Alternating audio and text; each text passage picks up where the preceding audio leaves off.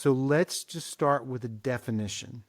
What is a serial killer? So technically, a serial killer is someone who kills three or more victims with a cooling off period, which differentiates it from something like a mass shooting, where there's more than three victims, but it's, all at once. That's the technical definition.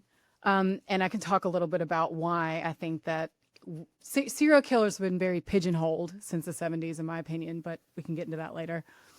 Okay, so then what are some of the traits? You talked about three or more murders and then a break. Dig Right. into that a little bit. Well, so in other words, I think that when we watch shows like Mindhunter and we talk about, the FBI criminal profilers, we think of serial killers as the traditional lone wolf, white male killer who stalks and needs to kill. And, these are people like Ted Bundy or Ed Gein. And I think that's what the public has thought of as a serial killer. That's what the public has thought of as a serial killer for a really long time. But what we're coming to find out is that a lot of that is actually not true. For example, I was reading that only about 50% or so of serial killers are white. There are a lot of other, minority groups represented there. But unfortunately, I think that people just weren't focusing on catching them, or for other reasons, weren't really looking for these victims. You have things like the Atlanta child killer. And in that case, you have multiple African American victims, but no one was looking for these people for a long time. And so I think that there could be a lot more out there than people realize, actually. The statistics tell us that I think in 1987, there were something like 198 serial killers, and today there's supposedly only 12. But I don't know if that's true because I work a lot of cases, and I've, in the past month, have encountered at least two technical serial killers, but they weren't prosecuted for the murders that they committed, so they're not being caught. So you're saying right now out there somewhere, there are at least 12 active serial killers. That's what the research says, yes. And when we talk about why there are fewer now than since the 70s, if in fact that's true, which is another question, I think there are a lot of reasons. I've seen everything from lead and lead pipes blamed to, a lot of the serial killers coming up in the 70s and 80s were the children of Vietnam veterans. And those people experienced a lot of PTSD. There was less mental health in the home, talk about mental health. So maybe these children were abused. There are a lot of theories. For my money, it comes down to, I do another podcast called Red Collar, where it's all about white collar criminals who kill. And when you talk about the triangle of fraud, okay, you've got opportunity, pressure, rationalization. So pressure and rationalization are things that come from within. You can, just like a serial killer, you can rationalize it. You have this emotional need to do it. The big thing that we can't control is opportunity. And opportunity really, for me, is about the victim pool. Back in the 70s and 80s, you had this huge pool of victims, mainly, a lot of hitchhikers. And you also had sex workers who were kind of off the grid. You still have that today. You had a lot less ability to DNA test. None of the law enforcement agencies talk to each other in the way they do now. So you had less cohesiveness there. And I think it was kind of this perfect storm that allowed these people to, if they felt like killing someone, get away with it. A lot of people point to Ed Gein, right, as the first serial killer, but we know there were others before. H. Holmes, who gained notoriety through Eric Larson's book The Devil in the White City. Who can we say who was the first, let's say, American serial killer? Because H. Holmes was active around the time of Jack the Ripper in London, correct? Yes. So, honestly, I don't think we know about the first serial killer.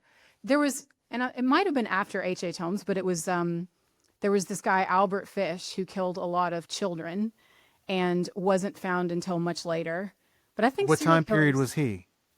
I can't exactly remember. Okay. I want to say the 1930s, so that would have been later. Okay. But that's kind of someone I think of as being an early serial killer. But I don't think we know about the first serial killers. I think they've been around a really long time doing bad things. But the problem is the technology to catch them didn't exist. And again, like law enforcement agencies didn't talk to each other the way they did now. There was no national database. For a long time before there were computers, each individual police agency was researching things on paper, I mean, and they would have to wait months and years to get results back. So I think that had a lot to do with it. It was much easier to kill someone in one geographical area and then get away with it. So if we're trying to figure out what creates a critical mass, right, of serial killers in one decade or in one time period, we talk about the scars of war and those coming home and children being emotionally and neglected and abused, and then they grow up and they become serial killers. H.H. Holmes, or maybe lead poisoning. Maybe H.H. Holmes was the victim of lead poisoning. But if we see these serial killers in different decades, maybe that what makes a serial killer isn't time sensitive, right? Isn't to one era. Maybe it's a human flaw. I think it is. And I also think that it's a big question is, look, these are not completely, these people are asking themselves, what's my chances of getting caught? Will I get away with this? And we see this over all types of crime. And the fact is, during the 70s and 80s, they had a much better chance of getting away with it than they do today. Also, we haven't even talked about things like DNA technology and the ability to catch people months and years later. The fact of the matter is, if you killed somebody in the 70s and 80s, especially if it was a victim, sadly, a lot of these people who were targeted were sex workers. No one was looking for these people. Mm-hmm. So if they would have a really good chance of getting away with it. I mean, the crime clearance rate today actually is only about 50 to 60%. And that's not even counting all the people who are out there missing. So I do think that in general today, killers are much more aware of technology, and they know that they will probably not get away with it, and they might get caught, and DNA might get them months or years later. Let's jump to the 60s and 70s. Okay. Who were some of the serial killers who were active at this time? Well, you had Richard Ramirez, the Night Stalker. You had Ted Bundy. You had Bueno and Bianchi, the Hillside Stranglers. You had, I suppose, during the same time, the Golden State Killer. I mean, there were lots of serial killers during that era. And then you also had, this was more recent, but you had the Long Island serial killer on the East Coast. So these guys got away with it for a long time. And they were pretty brazen about picking women up. I think that's also the other factor that comes into this when we talk about the victim pool. You're also talking about the 60s and 70s, a time period when many more young women are going out into the workforce and going to hang out in groups or by themselves. And hitchhiking is a huge factor. Yeah, talk about the automobile, right? And Yeah. that as a tool of stalking and a tool of killing. Well, I mean, the hitchhiking trend was before my time, but whenever I talk to my parents or I talk to people who, were around back then, they talk about how common it was to get a ride. I mean, it was people just thought nothing of hitching a ride, getting a ride somewhere. And if someone picked you up and took you somewhere you didn't want to go, there was no cell phone or GPS or anything like that. You literally disappeared and you were just gone. And also compound that with the fact that a lot of these people, sometimes there were people who were free spirits and maybe they'd left home. And so they weren't missed right away, which is another problem because then you miss the critical 24 to 48 hours. Yeah, I mean, the automobile is like the perfect tool for a serial killer, really, because it lets people entice their victim in and they have them in their environment. And then they can, they have control of the situation. They can take them away from the primary location. When you think about the late 60s, and there were a lot of kids who were running away from home and going to San Francisco or, free love and everything we think about with that era, it seems, and even into the 70s, like, there was this lost generation, right? So it was really like about opportunity and targets. It seems like it would be a prime time.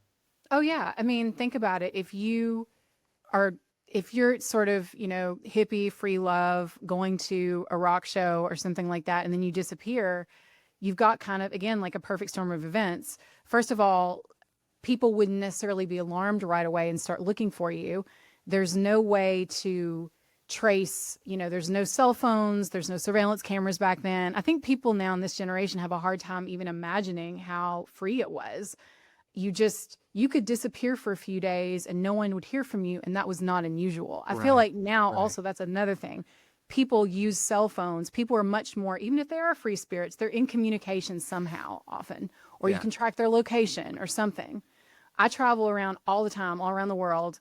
And my mom is always saying, please just at least share your location with us. And I kind of laugh because when I was 16 years old, I lived in Paris.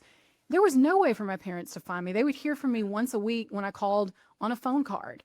And I'm always thinking about how lucky I am. Anything could have happened to me, really. Right. I mean, it just takes a lot longer. There was longer lags in communication. Yeah, and there are things now with, if you have kids, you have Life 360, and you have at the iPhone, you can set it up where you know where your child is at all times, or at least where their cell phone is at all times. Yeah, you know where their device is. Right. Which is a whole other thing.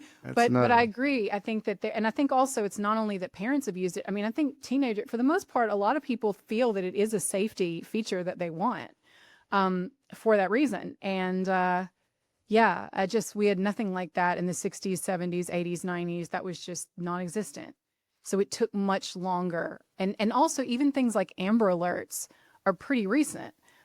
So there was no way of knowing someone was missing. And there was this whole, you have to wait 24 or 48 hours, which is no longer true. But sadly, a lot of stuff got missed in those crucial time periods. So the more you learn about some of these killers like John Wayne Gacy and Jeffrey Dahmer, we're getting into the 80s and 90s now, the more you realize how sloppy they were. Oh yeah. These were not master criminals. They had luck and they had a lot of opportunity with their victim pool. Like, okay, Jeffrey Dahmer is a really good example because a lot of people who he encountered were leading double lives. Sadly, due to that time period, a lot of them were not out. They were not gay openly. And so that was also another opportunity. If they're not telling someone in their lives, the people closest to them, what's actually going on, then it becomes hard to investigate because then you've got to figure out that whole aspect. And again, no cell phones, no tracking devices. Yeah, they were very sloppy. I mean, he was leaving body parts in his kitchen. And it's that whole thing is just so sad. Are there examples that you can think of where the cops had these people in their, basically in their clutches and let them go? Well, Jeffrey Dahmer, one of his victims was 14 years old and didn't speak English and got away from him and was running naked through the streets. And the police actually brought the 14-year-old back to Jeffrey Dahmer's place and he ended up killing him. And that to me is incredibly tragic. I think there was a lot less. Also, I think in general, there was just police saw it, unfortunately, as some sort of lover's spat they didn't want to get involved with, and they didn't protect this child, which is also tragic. Let's talk about the victims of these killers. You mentioned the poor young boy who the cops took back to Jeffrey Dahmer, and then he killed him. We talked about racial minorities, gay or sex workers. Talk about the police and the overlooking of the marginalized in the late 20th century. Well, the sad thing about the overlooking of marginalized people is that it's still happening today. I do think it's gotten better. There's more education, but it's something that I see. I cover 48 cases a year or something like that, and I see it all the time. I think that there are a few things going on. I think that sometimes, as with the Jeffrey Dahmer example, the police see a situation and just they don't want to get involved in some sort of subculture maybe they don't understand. And so they just won't get involved. Sometimes, often with both with sex workers, but also just with teenage girls who disappear, there's this attitude of, oh, well, they were dating a bunch of different people and, maybe they'll come back. Or they treat it as if there's still quite a bit of victim blaming that goes on, in my opinion. That's what this sounds like to me. Yeah. Like our whole conversation. I was working on a case where one of my first big cases, and I literally had the investigator saying, we're talking about a 22-year-old college student who had been staying with her boyfriend but had been dating some other people, went missing.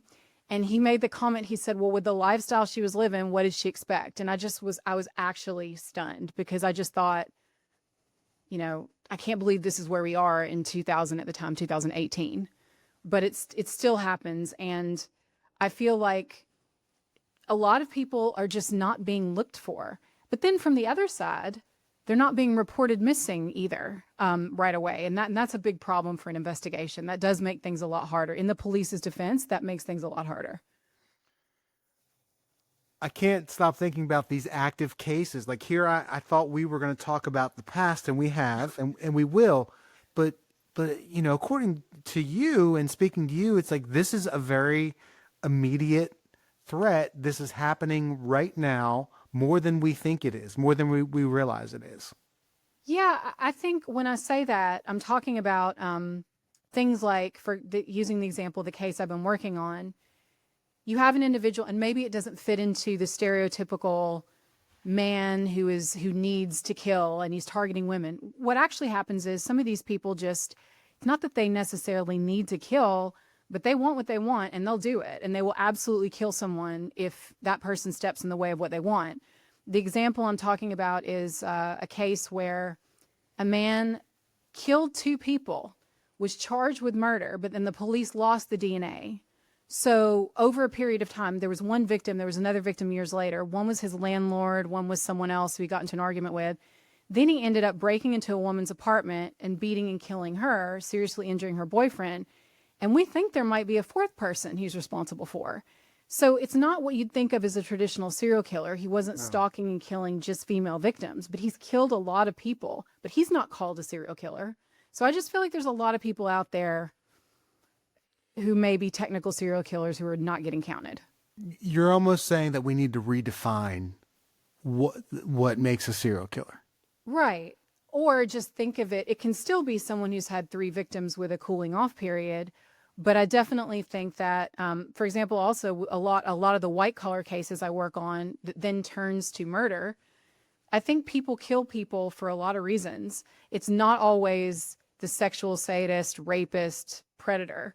There was a really good example of that. I don't know if you ever saw the Netflix series The Serpent, but it was really good. It was about a serial killer who was back in the 60s, 70s, 80s, living in Nepal and all these different places. And he very much capitalized on the free love vibe that was going on during that time. And he was able to kind of scam people. But then when they would find out about his scams, he really just wanted to steal money, but he killed a lot of them. He had a lot of victims. So I think there are a lot of people like that floating around out there, sadly. How many women serial killers have you come across? I mean, I've never really, I would say, come across, I mean, I've never really interviewed a female serial killer. Well, maybe one. Well, wait, have you interviewed a serial killer? No. I was thinking about someone who's had a couple victims, but technically she's not a serial killer. I've interviewed, I've definitely interviewed female killers. And I was thinking of one because I believe she might actually be a serial killer, but I can't prove it. I think that women traditionally, most female serial killers are not like Aileen Wuornos. And I think that case has been hugely publicized.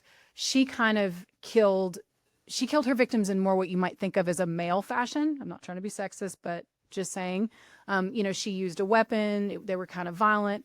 Most female give us some context if our listeners don't know. I'm sorry. Yeah, just a minute. So Aileen Wuornos was a female serial killer. She was the one who was portrayed in the movie Monster by Charlize Theron.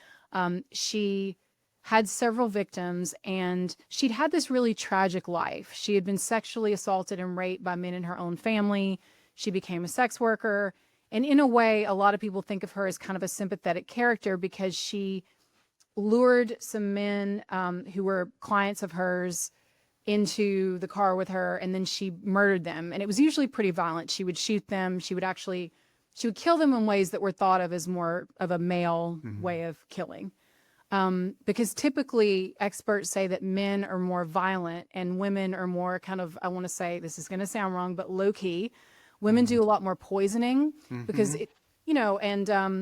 honestly, I think women get away with it more, in my personal opinion, because they are pretty subtle about it. And we've had so many cases of female nurses who've killed multiple patients and things like that. And I've had several cases that I've reported on where a woman will kill several husbands, or you have people like Belle Guinness who would lure her boarders in.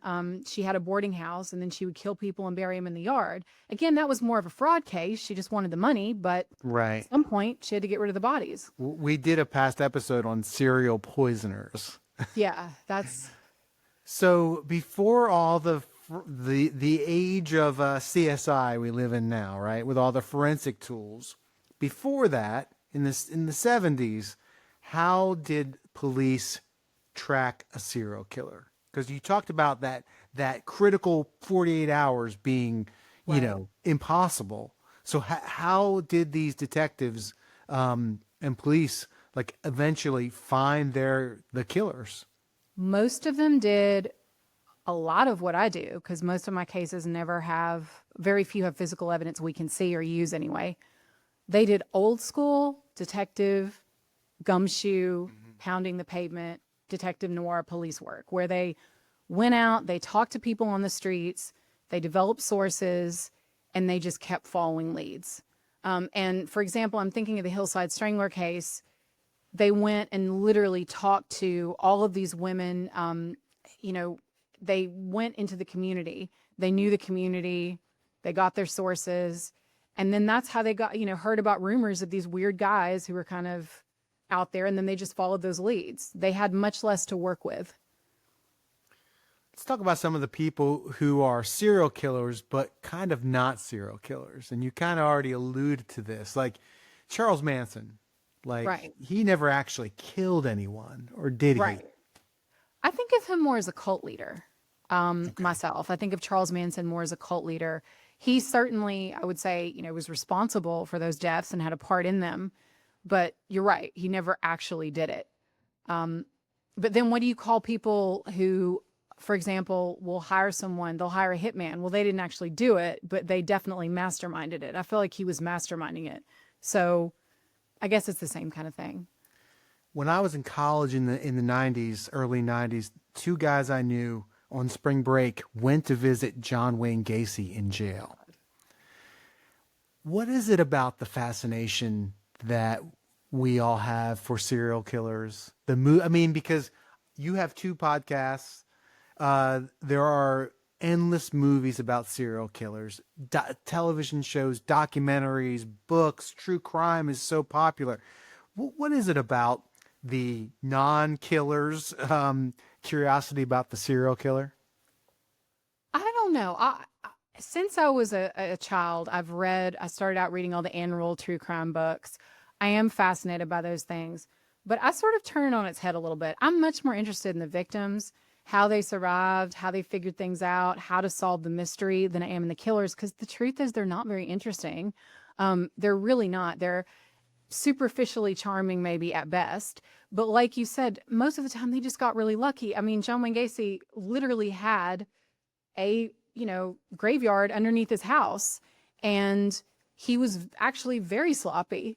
He just happened to get lucky, and that no one was maybe looking for those people or thought that he would have done it, and he just kind of got lucky. I don't know why people are so fascinated with him. I don't find him that interesting, to be totally honest. Yeah, it was crazy that these guys did this, and I think he gave them some of his paintings. He gave them some paintings, the Yeah, clown the paintings. Yeah, it's crazy. Well, I do, but it's the same thing with, it's not exactly the same, but with prison pen pals. I mean, I end up in my job writing a lot of people in prison because it's by necessity. But, I'm always amazed at how many women want to be in relationships with these guys. And that does kind of blow me away. I'll be honest. What is it about? Like, have you spoken to some of these women, right? I mean, have you ever Maybe it's spoken? the same reason people yeah, we actually have, I'm sorry to bring it back to my cases, but it is wild. We have one right now where when this guy, he's in his 40s now, when he was 17 years old, he killed his entire family. All right. And there's overwhelming evidence. I've seen the case file. He clearly did it. He threw a party. He killed his young sister, his stepfather, and his mother, covered the bodies up, threw a party, like had high school people over partying for a week. And I mean, it was pretty horrific. And then he's been in jail for a long time, but because in Arkansas, the law changed and now he's eligible for release, he's going to get released. And this woman who keeps calling us is so convinced that he didn't do it. And I keep saying, did you read the case file? At least read the case file. You have children, please read the case file. And she's just completely believes he's the best thing ever. Maybe it's not to be flippant. Maybe it's the same thing when people want to raise wild animals or something. It's just it's this need to have a sort of dark, dramatic thing in your life that's sort of safely caged, right? So you kind of get the I can drama fix them. I can train them. Yeah, I I can can heal fix it. them. And if not, they're behind bars, so they're telling you everything you want to hear anyway. Maybe it's that. I truly don't understand. I was single for a long time, wondering what I was doing wrong because, every serial killer in prison I knew had a partner or multiple partners. Even the serial killers are in love. Yeah, and I'm like, I can't get a date. I mean, this is, and these guys are literally, I mean, they've got 10 or 15 women on the hook. What am I doing wrong? Have you like you talk about you and you say we like you have a staff, and forgive me for not knowing all the details, but have you solved? I mean, have you convinced law enforcement that this person is a serial killer? Have you solved cases? It wasn't a serial killer, but yeah, we our first season of Hell and Gone involved the murder of a 22-year-old girl in the Arkansas Ozarks who was a friend of my sister's. Long story short, we went in. We had absolutely no access to the case file. We went out and did all of our own investigating. And when I say we, it was a small staff. It was me, a couple of producers, and but I was mainly the one. I was the one in the field, most of the time for months at a time. Anyway, we ended up the original investigator on the case who told me to mind my own business, and that investigations were grown up stuff was removed from the case somehow. And after that, a new investigator came in and the case was solved in 9 months. This case was solved in 9 months, and now there's someone in jail convicted for that. So now, will the Arkansas State Police ever admit that we helped solve it? No, they'll tell you that after 16 years, it was a coincidence. I know we did. I know we helped, and that makes me very proud. I don't care if we solved it or not. I just know that we helped. And that's all we wanted to do. I'm sure it gave you inspiration to keep going. Oh, yeah, definitely. Keep finding more of these. So we started out, and you've answered this a couple times during our conversation, but it's like, is our serial killers an American thing? Is it, or do we see them all over? Because you mentioned someone in Nepal. Of course, we know Jack the Ripper. Talk about is it like gun violence? There's more of it in America, but it's not just exclusive to America. I think serial killers are worldwide. I've certainly seen examples. I'm just thinking about even things that I've read in the past few years, Russia, Japan. Although in Japan, it is more rare, again, just because there's cameras everywhere. The UK, certainly even today, there are serial killers. I do think that fewer people become serial killers today because they're caught earlier. And I think the UK is a really good example of that because there have been a couple, like, for example, there was one called the Camden Ripper who was killing and dismembering people. But I don't know that he was technically a serial killer because there's CCTV everywhere. When you go to the UK, it's wall-to-wall CCTV. So usually they're able to, apprehend people before they actually technically kill that third person. So you probably have a lot of people who would have become serial killers, but they get caught earlier. Well, and getting to this, and we've talked about this throughout our conversation as well, but getting to the second part of Dave's question, which is, are there fewer serial killers today? It's a really hard question to answer. I'm not avoiding it. I don't know. I think that, research will tell you, studies will tell you that there are. There probably are.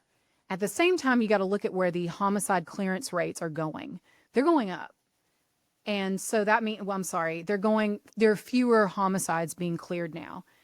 Somewhere around. What do you mean by being cleared? So that's the thing. When the police give these statistics and they say you have a certain percentage of homicides that are cleared, it doesn't necessarily mean they're solved and the person's behind bars. All that it means is, I believe that the police have basically gone as far as they can in that investigation, and either the people are dead who might be responsible or they can't find them. I mean, they literally will mark it cleared, meaning, but it might not be solved. So you've got that, first of all, and then it's only about 60%, 50 to 60% are cleared. That doesn't include all the missing people out there. So that means you've got about a 1 in 2 chance of getting away with a murder. You've got about a 1 in 2 chance of getting away with 50-50. murder. Yeah, you got a 50-50 chance of getting away with murder in America based on where you are. And that's a little scary, to be honest with you. I mean, when you watch shows like CSI and Law and Order, you're not seeing that.